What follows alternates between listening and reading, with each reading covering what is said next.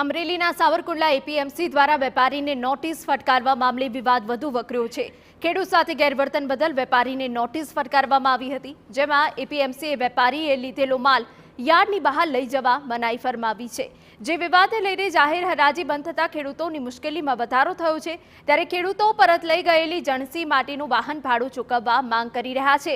ત્યારે વેપારી મંડળે એપીએમસીના ચેરમેનને લેખિત રજૂઆત કરી છે, જેમાં જણાવ્યું છે કે યાર્ડમાં પડેલી જણસીમાં કે ભાવમાં વધઘટ થાય અથવા માલ ખરાબ થાય તો તેની જવાબદારી એપીએમસીની રહેશે। એપીએમસીએ તમામ વેપારીઓની જણસીનો જથ્થો અને સ્થળની માહિતી લેટરપેડ પર લેખિત રજૂ કરવા જાણ કરી।